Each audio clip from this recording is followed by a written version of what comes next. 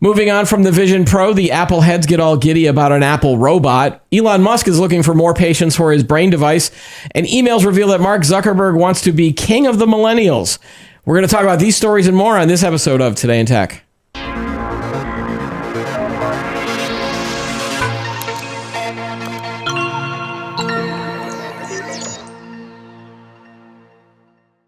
Hi, everybody. Welcome to Today in Tech. I'm Keith Shaw. The guy behind the monitors is Chris. Hello, sir.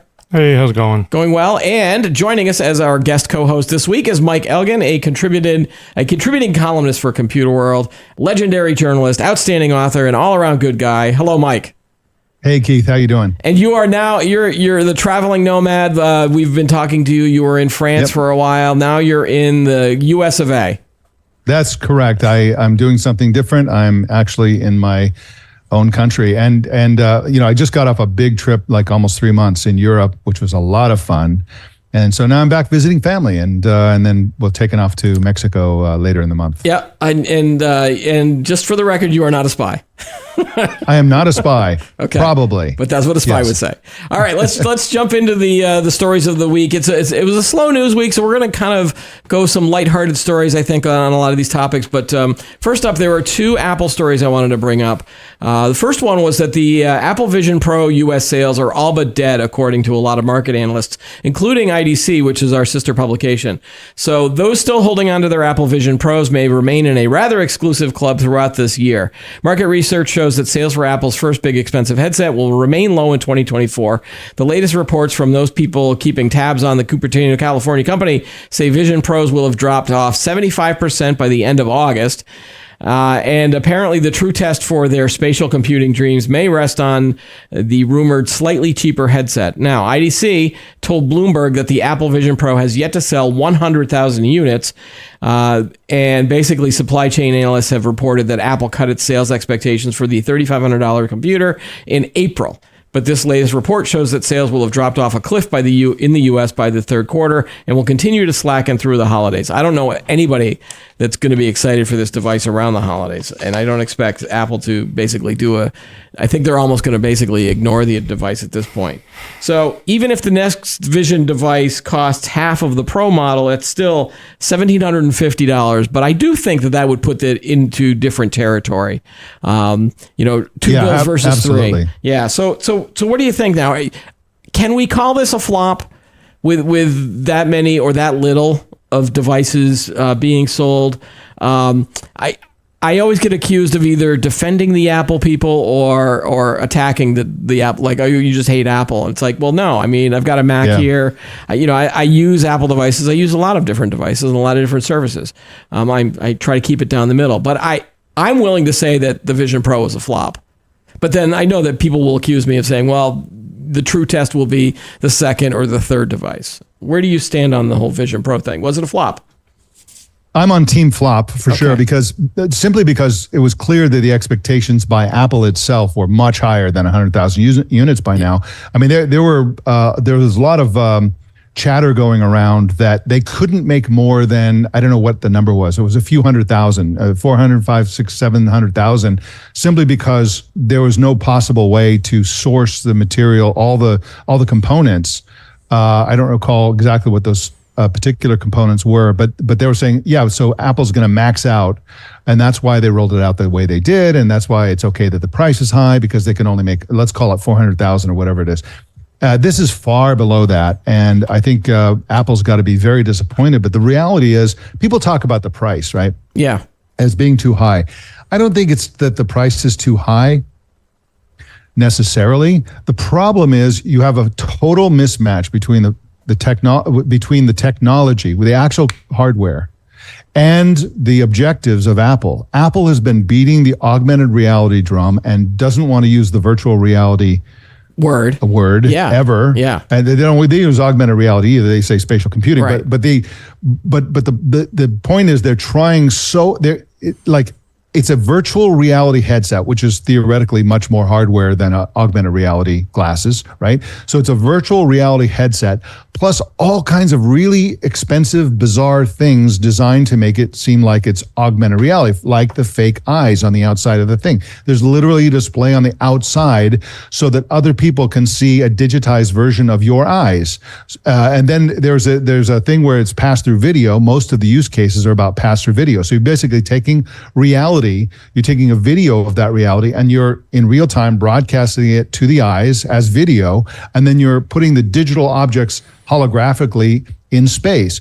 This is a lot of stuff just to have what should be clear glasses where you can see the actual reality without pass-through video, but virtual objects placed into your actual environment. Way too, it's like, I don't know what it's like. It's like saying, oh, we don't believe in motorcycles. We believe in cars, but we're going to make our car have only 2 wheels, and we're going to, it's like it's just all wrong. Yeah, that's the big problem. If they were all in on virtual reality and had a virtual reality headset like Meta does, and just said we're doing virtual reality, okay, well it makes a lot more sense, right? And now they're going to do a cheaper version. Rumors have it, and I think that makes a lot of sense. Price around $1,750, and I think the way they'll achieve that is they're going to jettison some of the weird stuff, like the eyes on the out. They're probably the next version probably won't have a screen on the outside. Yeah, which is better. They'll probably have maybe a slightly lower resolution screen, maybe fewer sensors. Hopefully it'll be lighter. Yeah, lighter and more comfortable, because you need to get these people, you need to get users to wear this thing a lot longer than they would be wearing, other devices. Yes, and the other problem is that other companies are coming out with something that's a lot closer to Apple's augmented reality vision. Right, and you've got spatial augmented reality with actual glasses, $500. You can get glasses and you can see your screen. It turns out one of the big things people want Apple Vision Pro users want is their Mac screen, very large in a virtual setting. They can use a giant screen on the airplane, stuff like that. So that's an appealing idea, but there are other companies doing that on the cheap with a Mac. Like you can use your Mac and get a giant screen in virtual reality and augmented reality for $500, but $600, $700. Do you think that Apple needs to be in this marketplace in order for the industry to succeed? In order to get to a world where everyone's doing this with either regular glasses, or even if it's another headset that's more mobile and more comfortable and cheaper? If Apple's not in this market, does it succeed? Because, again, Apple was not the first one in this market. They were, Meta was there, Oculus Rift before them, and, Sony had a system. There's been other companies out there. But the idea was that, now that Apple's in it, well, it's legit now. Now we can actually talk about the world of spatial computing. That's normally the case in consumer electronics for major platforms like this. Apple waits until the world is ready for it, and then they introduce their product, which has a few advantages, a few disadvantages compared to what's already on the market, and then they just iterate and make these like really elegant devices. In this case, I think they got it right that the world is ready for spatial computing, but what they didn't get right, I think fundamentally the connection that a lot of people aren't making is that they expected to introduce this into a world that was desperate for a new shiny new thing.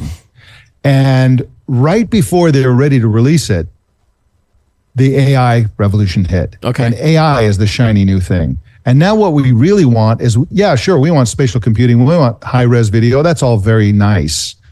But we need virtual reality assistants and glasses that give that to us. Yeah. If they had a time machine and could have gone into 2024 and seen the world and then go back 10 years and develop a product, they would not have developed this product. They would have developed a pair of glasses that look like regular glasses that you can put your own prescription in. Yeah.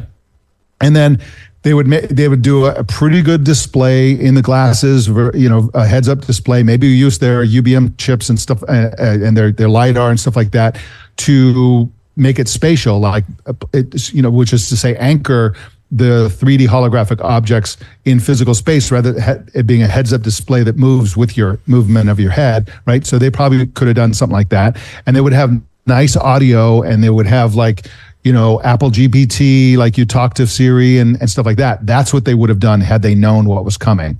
But of course, these products are in development for ages. Right. And they have to develop it based on what they think is going to happen in the future. Yeah, and obviously there's been stories about Apple ditching other ideas and other products. We've heard about the Apple Car. I mean, that was ditched, right, in favor of or just expanding on CarPlay. I still like my CarPlay in my car. Right. So that's not the reason I bought it, but it's nice to have, basically. I still think that they're not completely going to abandon the market, but I should be able to still call this a flop and not be attacked by because usually the thing that gets thrown back in my face is, well, the iPhone wasn't successful until the second or third one, but more people bought the initial iPhone. From a percentage standpoint, like the true Apple, when I have these discussions with Apple people, a lot of them that are huge fanboys don't even they don't own it or they don't want to because of the price and because it's also first gen. And, maybe after the third gen, then I can get more critical if the needle isn't moved.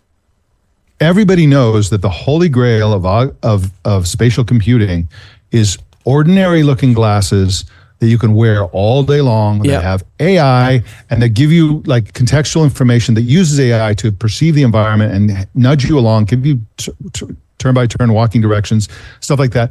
And everybody knows that's the case. I mean, Apple has been pushing augmented reality in their phones for how long? A decade or something like that. I mean, and that's a terrible interface for augmented reality, but you hold the phone up and you see they're like companies like wine companies that have a little QR code on their wine, and you point your phone at the QR code and you get a little infomercial dancing in space, but you're literally holding the phone like this, and it's dumb. Now here's another device, the Apple Vision Pro, which is also not right for purpose.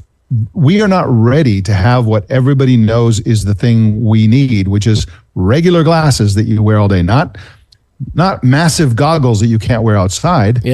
But we want to augment ourselves. Basically, we want prosthetic brain power. That's what we want more than anything else. And this ain't it, man. And it's really expensive. Everybody throws around the number $3,500. By the time you're actually doing the checkout on the Apple Store, it's well over $4,000. Yeah. I mean, that's far more than I paid far less for cars in my day when I was in college, right? So it's like, yes, but you were also making a lot less money than you are now. That's right. You got to remember the whole inflation thing. All right, hey, I want to switch to the next subject, which is so now the spotlight might be shining on Apple with other things. There was a rumor this week about a tabletop robot is going to be their first home device that includes the Apple Intelligence features. So when Apple Intelligence launches later this year, it will be exclusive to iPhones, Macs, and iPads.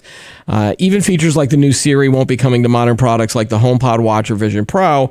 However, it's suggested that a future HomePod with AI support could be in the works.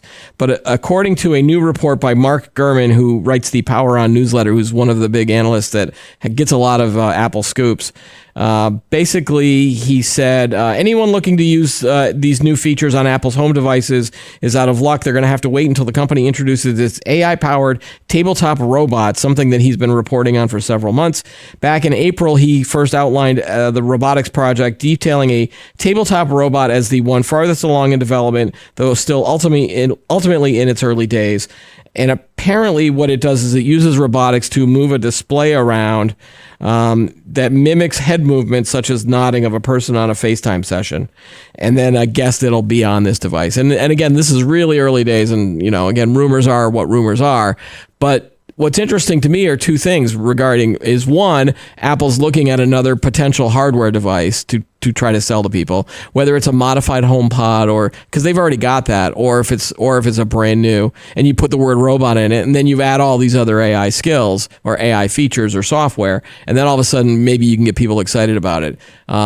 That's kind of what piqued my interest on this. But what are your thoughts on this? Is this just another way for Apple to get into a market that they haven't been in, or make people excited again about these home devices? I think it's the latter. I think it's pretty clear that, it's pretty clear that Siri, the world of virtual assistants that Apple has and that the whole industry has, is going to be embracing generative AI technologies, and they'll gain emotional intelligence, quote unquote emotional intelligence, meaning that they'll be able to sympathize, change their tone. They'll be the voice will be more human-like. It'll understand more bizarre queries. I mean, AI can do this stuff.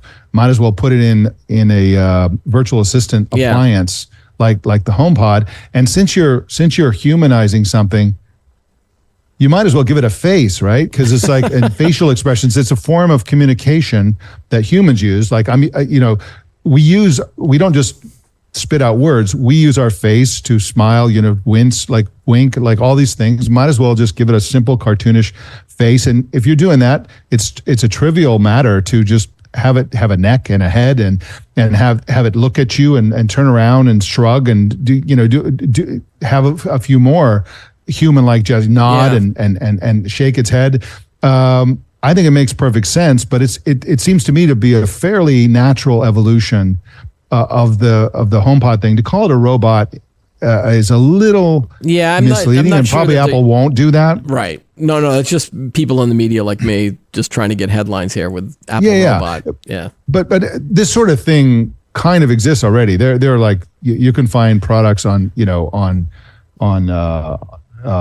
Kickstarter and places like that, where they're little devices that you basically put your phone, and the phone has a face, and there's an app, and some of them even roll around on your desk, which is probably ill-advised. I've seen ones where they play music. They'll follow you around and basically play your music while you're walking around the house. If you have a house that doesn't have any carpets. Right. Things like that. Amazon tried to do this with a dog. They tried to make a robotic dog that also had it was like a little display on it.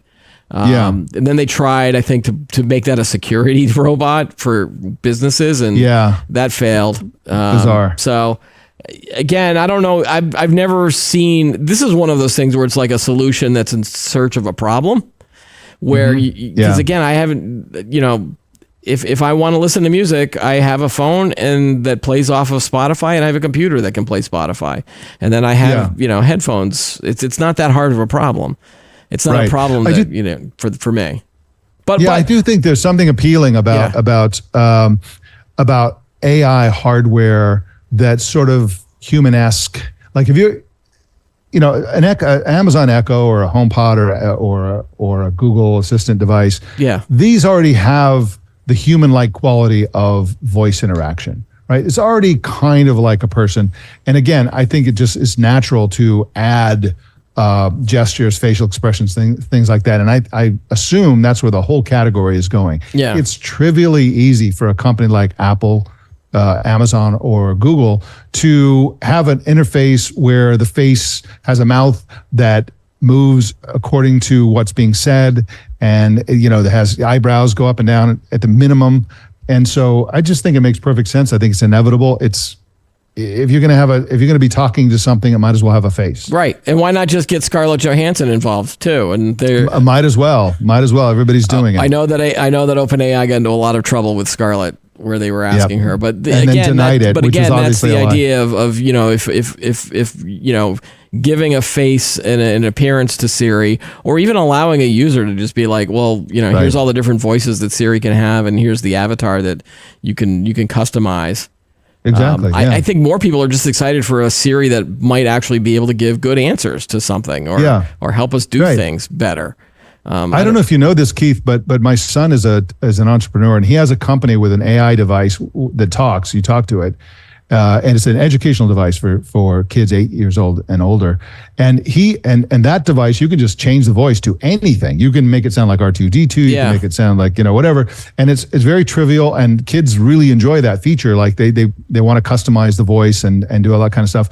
And it's just easy to do. I mean, this is coming. The customized voices is absolutely the future of all this stuff. All right. Hey, that's a really good segue into our next. Yes. Well, actually, the second topic is I don't like talking about Elon Musk a lot, but there was some news around his Neuralink brain implant discussion. He basically said last week that that Neuralink hopes to implant its system in a second human patient within the next week or so. Executives also said the company is making changes to try to reduce the hardware problems it encountered with its first participant. The brain-computer interface, or BCI, aims to help patients with paralysis control technology like a phone or computer with their minds. The company's first system, called Telepathy, centers around 64 threads that are inserted directly into the brain. The threads are thinner than a human hair and record neural signals through 1,024 electrodes, according to the Neuralink website. In a live stream with Neuralink executives last week, Musk said the company is hoping to implant its device in the high single digits of patients this year. Not clear when or where those procedures will take place.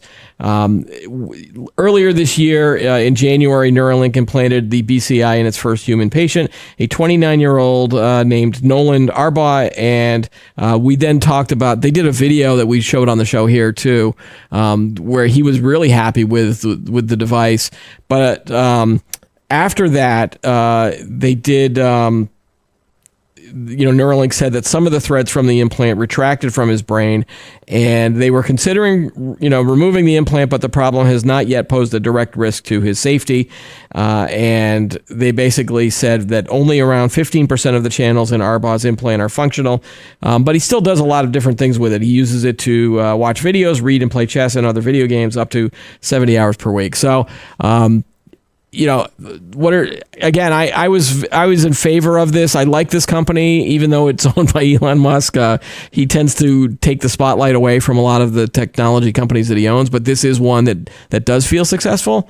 And I think anybody trying to attack this idea, it's put a spotlight on this idea of brain-computer interfaces. So I think this is cool, and hopefully they can find some people that this will work with. Mike, any thoughts on that? Yeah, I mean, we are talking about it, and it's in the news a lot because of Elon Musk, because he's in the spotlight, as you said.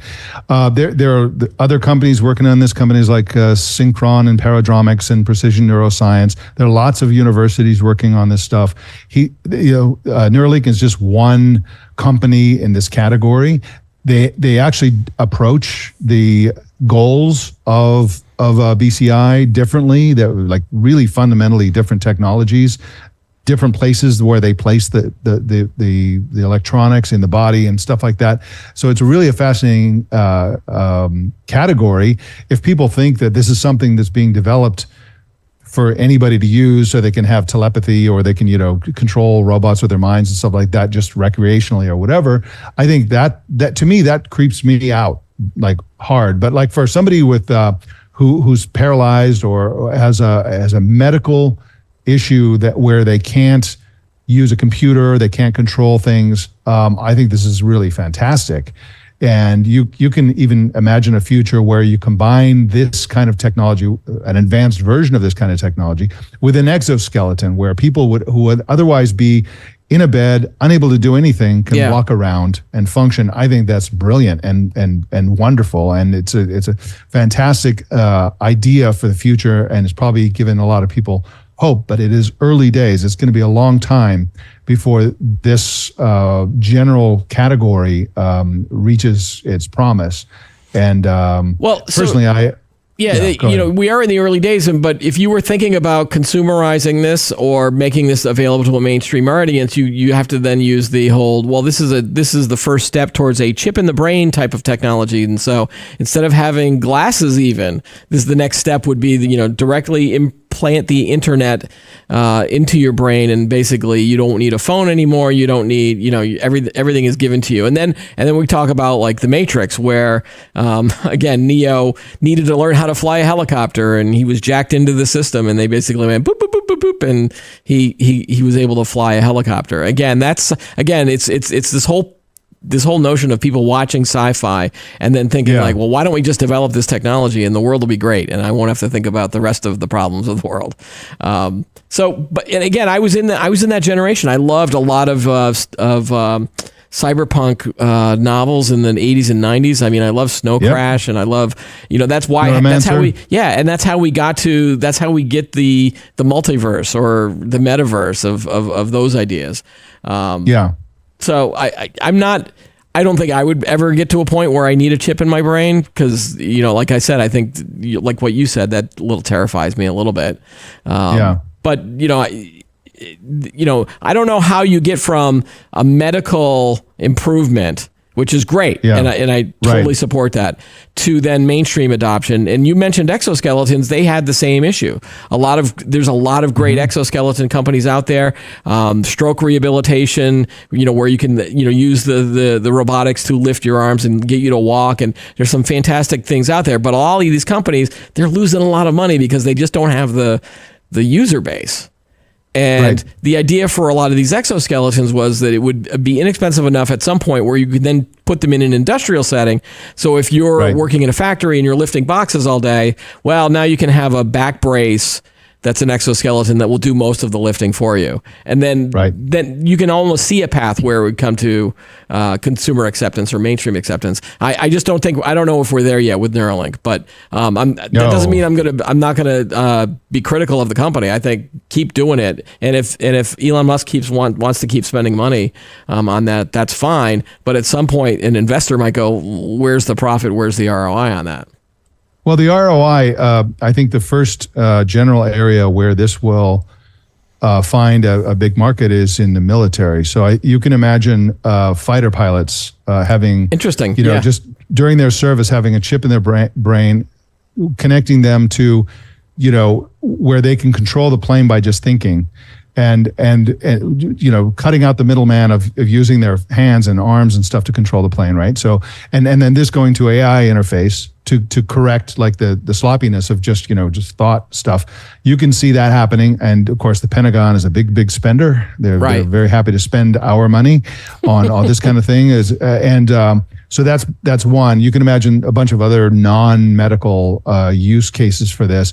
And of course, there's lots of people who really want to be cyborgs. They really want to do this. I mean, look at Ozempic, right? Ozempic is part of a class of drugs that is very, very good for people with severe obesity or elsewhere in the thing of diabetes and serious medical problems. And under medical supervision, this can have positive outcomes for people's lives and for their health. But Hollywood's just like, it's a weight loss thing. They're just like, oh, I don't care if it's like supposed to be, under a medical thing for people in serious trouble. They're like, I just want to look skinny for the Oscars.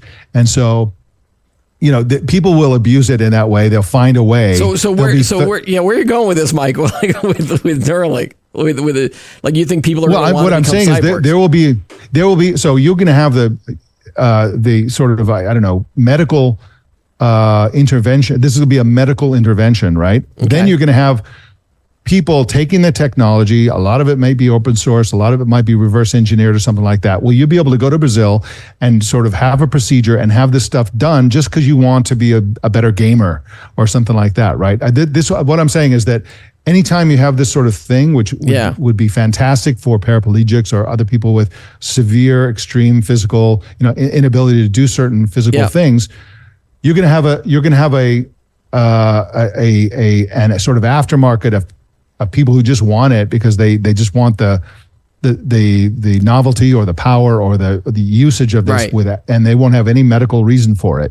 They won't have a military reason for it. They won't have a medical reason for it. They just want it, and that's absolutely going to happen as it does in other areas. Is my point. So who's going to do it? Who's going to have all that money to do it? It's going to be Mark Zuckerberg. Yeah, I think he's going to be the one that he's going to want to become Iron Man at some point. And I think with the exoskeletons, you're going to see a lot of people that are going to try to be like, oh yeah, of course I have an exoskeleton suit. And then, oh man, if he becomes Iron Man, I'm going to be really kind of weirded out by that. But something like that. Absolutely, right. Here's a segue. I'm going to talk about the Mark Zuckerberg story. So I'm going to skip one of the ones that we had. Well earlier. Done. Yeah. So in emails to Peter Thiel, is it? Mark Zuckerberg outlined Meta's millennial strategy for the decade. Mark Zuckerberg exchanged emails with investor and former board member Peter Thiel in 2020, discussing the social media company's shift in focus to millennials and younger generations to be on the side of the future. This is another quote. Our macro prediction for the next decade is that we expect this dynamic to shift very rapidly as more millennials and Gen Zers can now vote and as the boomer generation starts to shrink, which means die, by the way. Yes. Zuckerberg said this in an email to Thiel and Nick Clegg, who is president of global affairs at Meta. Also marked on the email were then Chief Marketing Officer Antonio Lucio and Chief Operating Officer Sheryl Sandberg. Another quote, I would bet we'll even see a millennial president within the next few cycles by 2032, saying that Meta's messaging should shift to millennials. Thiel called Facebook a millennial company par excellence, as millennials started it, and it is the most successful in terms of market capitalization compared to its peers. He said Zuckerberg is, for better or worse, considered the spokesman of the millennial generation. Now, some people are saying that these emails, they were leaked in I think they were leaked as part of a lawsuit that was going on, so that's how people found out about this. But then I think Business Insider then said maybe this is the reason we've seen a transition or a metamorphosis from Zuckerberg with the whole hoodie thing, moving into he's now working out more, and he's the whole UFC fighter. Over the 4th of July, he did this thing where he was on a jetboard, hoverboard. What was that thing? It's not a surfboard. Yeah. It was one of those. Yeah, it was something you tow. Like behind a boat, like a waveboard or something. Yeah, wakeboard or waveboard, and he was holding the flag, and he was like, "Oh, go America" or whatever. Happy 4th of July. And Elon Musk made fun of him for that. He's like, "I'd prefer to be working today." Blah blah blah. So their little battle of war of words goes on. And we've covered this before too, where Meta was trying to make Facebook cooler for the millennials and for the Gen Z out there. I think most people that are using Facebook or still using Facebook are doing it. It's the Gen Xers and the Boomers that are just using it for just god awful purposes of either talking about people that are sick or dying, or they're sharing political stuff. Yeah, I mean, my Facebook feed is just garbage at this point. So now Instagram, they do own Instagram, and they do own WhatsApp, so that makes sense. And my kids are involved in that, so I definitely see it for my Gen Z or kids. But thoughts on this? Like, is he the king of the millennials? Is he the voice of millennials, or is it someone else? Like, I'd rather have Taylor Swift be the voice of the millennials at this point. The background noise is that social is kind of becoming less important and more scattered around, and it's not the thing that it was 10 20 years ago. And also we have to readjust the implication of things. When we think of millennials, I think, the young people. Millennials are not young. These are people between the age of 28 and 43. So he's going after the 43-year-olds. This is an admission of failure, because normally a social network should be going after the teens and the 20-somethings. And so it's like, no, these are people in their 30s and 40s. Well, I think the big deal is that Facebook is now 20 years old, and now he's 40. So he turned 40. Right. He's now got kids. He's got a family. He's changed. But the company is still basically, his age and older are the people that are using it, or at least Facebook. Again, Right. Only a third of American of young Americans. What's the exact number here? It's only like a third of, according to Pew, only a third of them actually. Where's the thing here? Teens. Only a third of American teens use Facebook. Okay, so when you ask a teen, why don't they use Facebook? It's like, well, it's a social network for my parents' right, generation. Parents or grandparents. Their parents' generation are millennials. Those are the parents, right? Well, or me. I'm a Gen Xer, and I've got some, but I had my kids a little bit later in life than a normal person would have. Sure. Yes. Yeah. But it's kind of a it's kind of a. Some of this email thing is just a little bit ridiculous, because it's like, wow, we had this huge insight. People are getting older, and older people are dying. It's like, well, who saw that coming? And so someday we'll have a millennial president. Well, of course you will. Of course, there will be nobody left at some point. Right. Right. And so it's all kind of the bigger issue is that social networking is a tough racket these days, and nobody is succeeding. Like, is anybody succeeding? I mean, maybe Instagram is successful, I guess. TikTok for sure, but TikTok, but they've got their own problems with the Chinese, ownership. Right, but it's like it just doesn't have the cachet, it doesn't have the importance that it used to. I think that people just got sick of being social with each other, and I think you could blame COVID for a little bit of that. We were all isolated in our homes. We've had discussions like this before. I know Chris and I have talked about this, where people that are stuck in their homes all day, or if they're remote working, they don't know how to react when they go to the store, and that's why you see so many angry people and angry aggression towards just in the store. Yeah, right. Chris, go ahead. No, I was just gonna say something. I was just in New York. I got back today off the train, and I haven't been out of Massachusetts for a while. Like, relatively far away, right? Let's say New York. But man, getting off the train, walking out into a big city like that, I felt like a house cat going outside for the first time. I'm like, what do I do? Where do I go? There's these tall buildings, and your anxiety kind of sets in a little bit. That's just me, though. That's just me. Anyways. Well, I don't think that's just you. I think that's a lot of people. Yeah, I think that's a lot, and people keep going like, well, why are people so angry and aggressive? It's because their only interaction with people is usually online with people, and you can get away with that kind of irritant annoyance. Wow, I'm just making up words all left and right today. You can get away with that online. You can't do that when you're in front of people. And some people still think they do. Why do you think there's so many videos that you see of these quote unquote Karens freaking out? It's because everybody has a phone in their pocket or a camera in their pocket now, and they want to become famous or go viral with the video. But the other part of that is I think we've lost a lot of that social interaction and friendliness because we've been online all these times. And social has become far less social.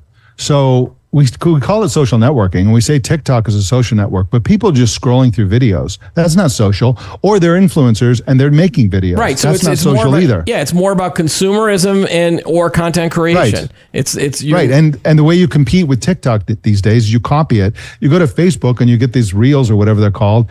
Instagram's the same thing, and everything's been TikTokified, which is not social. Yeah. It's just watching videos rapidly. That's all it is. And maybe you'll comment or whatever, but it's really not like having these long threads on Twitter. The other problem is that, I think everybody else is in the same boat as I am. I remember, back in the day, and I used to love Google. I loved Google Plus so much that I gave up all other social. I just stopped using everything else.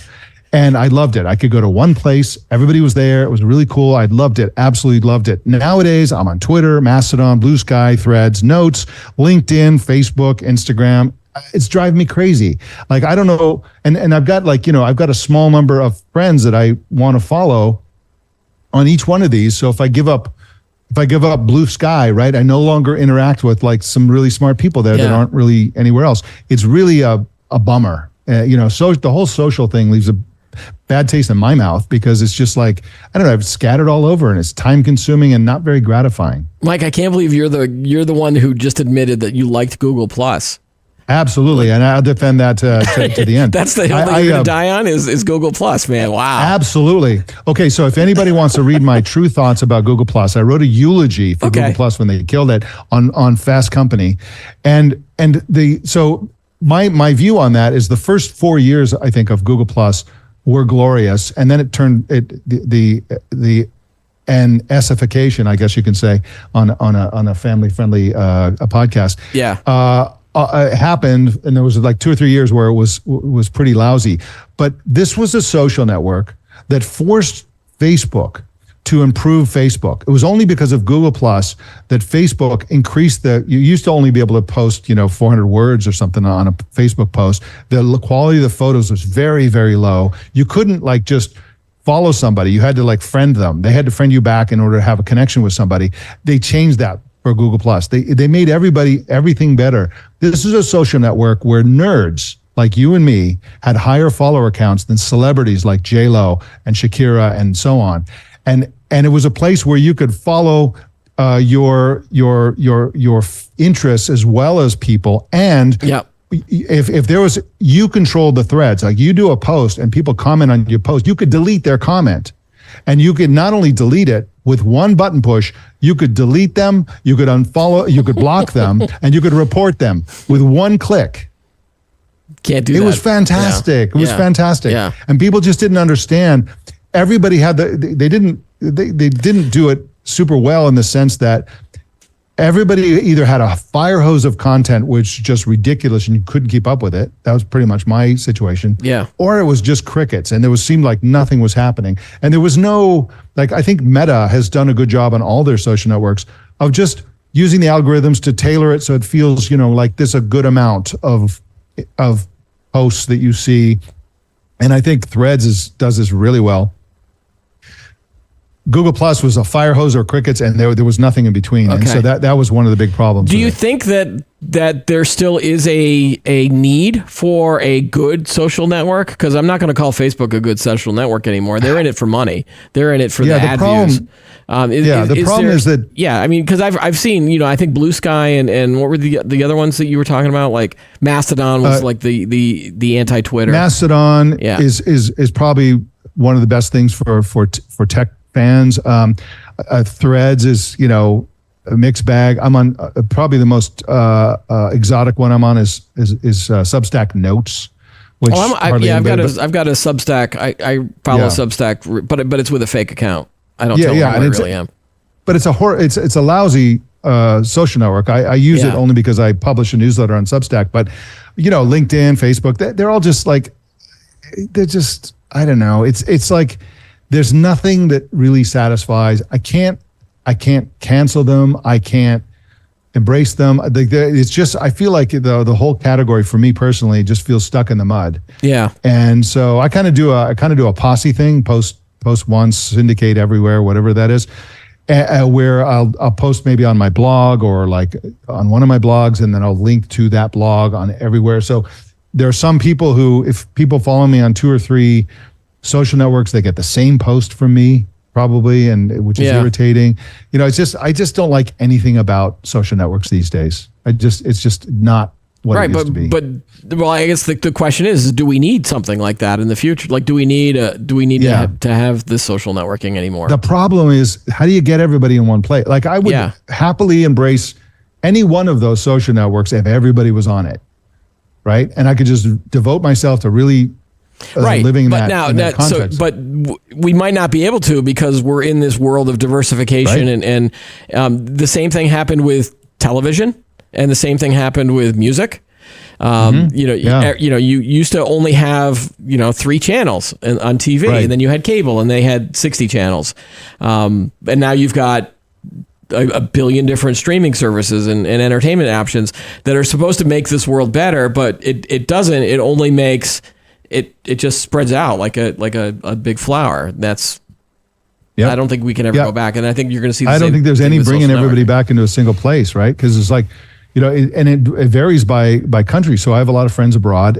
People outside the U.S. are, let's put it this way: Americans are very strange about how we use social media compared to the rest of the world. If you go to Europe, 95% of the people who use social media, who are not like super tech nerds, are only on Meta platforms. They're only on Instagram or Facebook or both. Yeah. They all use WhatsApp, and it's like Meta, that's all they have. So if I want to interact with my European friends, I have to use Meta social networks, right? And I do want to interact with them. So and then you go to like, you go to the United States, and we're using things like social networks like Blue Sky and Substack Notes. I meet people all the time in Europe who have never heard of these social networks. Yeah. Don't even know they exist. Well, do you think the problem is that the companies that got popular, or the ones that got big, then allowed businesses, and you started seeing business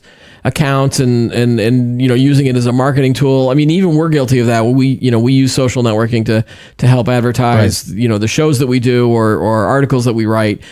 I think the businessification of a lot of these things ruined initial coinage. Yeah, well, it ruined the initial appeal of this, because again, you would also initially you were always talking to people and you would engage with people, but then once like Oreo gets involved and they start doing Oreo Instagram, then or like you said, like a celebrity gets involved, then it becomes teams of people, and you lose that connection and you lose that engagement. So. Right. And Facebook did a really rotten thing like back in the day. What they did was, when they rolled out their business pages, they said, hey, look at how many people we have. We have 1 billion people, and you can come and reach them with your brand. And then people will get on the brand. They would encourage all of their people who visit their website, people they emailed stuff to go to our Facebook page and sign up, and you can see our stuff. But then the algorithms would deliver like 2 or 3% of the posts that those brands to their people on average. Right. And Facebook's whole thing was, oh yeah, if you want to reach as high as 11 or 12% of your audience that you've encouraged to come sign up for Facebook, you have to, here's the price for doing that. Send us the money. It was just a horrible, rotten thing that took place. And I think people just don't like, just kind of burned by Facebook in that way. Yeah. By Meta. I might have you as a guest on. We're going to talk more about Facebook on a future episode with another guest. I might bring you on for that one too, because I think you have a lot to say here. I want to do one more story of the week, and then we'll wrap it up for this episode. Go to the one with the Florida man, because I don't get to talk about Florida man enough on this show, but this is tech appropriate. So a Florida man shot a Walmart drone because he thought it was quote unquote watching him. A Florida man was arrested after he shot a Walmart drone with a 9mm handgun as it flew over his house, causing thousands of dollars in damage because he thought it was watching him. The suspect, Dennis Wynn, 72, of Clermont, Florida, allegedly admitted to police June 26 that he took a pot shot at the drone, which a 2-man crew was operating over his Lake County home. They said this on a Facebook post. A Walmart representative said the flights were part of a local campaign that featured mock deliveries to attract business and interest in the area, which is about 25 miles west of Orlando. But as the crew piloted back the craft towards the ground, one of the reps heard a gunshot. When they inspected the drone back at the store, they noticed a bullet hole that caused $2,500 worth of damage to the payload system. Walmart first announced drone delivery in 2021, and they've been doing this in Texas, Arizona, and Florida. I know Amazon has been doing a lot of different pilots in some of those remote areas as well. And they also serve food like Chick-fil-A, Wendy's, and medical supplies also get delivered by drones. Again, Mike, do you remember the 60 Minutes interview with Jeff Bezos like 10 years ago, where you were talking about drones were going to be the future of delivery? And again, the first question that everybody had when that thing aired was, well, what about all these people that are going to try to shoot them down? And so now we finally have an example of someone shooting it down. First of all, great shot by the guy, like to actually hit the drone. Absolutely. Firing a gun is not the easiest thing in the world, and hitting one that's up in the air like that. I mean, it couldn't have been that close to him, right? The only more impressive thing that I've seen, I actually saw today. Somebody in my family showed me a video of there was a Russian drone in Ukraine. It was like just looking at these people. They were fishing in a boat in the water, and one of the people in the boat threw a fish at the drone and hit it. So search for that on TikTok, folks, or wherever. Yeah. But Are you sure that was also a good shot. It wasn't faked? It wasn't a fake video? It looked pretty good. It looked pretty real. Okay. But one thing that I wonder about this, and again, I don't know, the stories didn't tell all the things I wanted to know about this. How high was it? Was it directly over his house? What? So, yes, a person, the drone is the property of Amazon. Or right? Walmart in this case. Yeah. Well, I'm sorry, Walmart. Yeah. Sorry, and it's using public airspace, or it was over his house.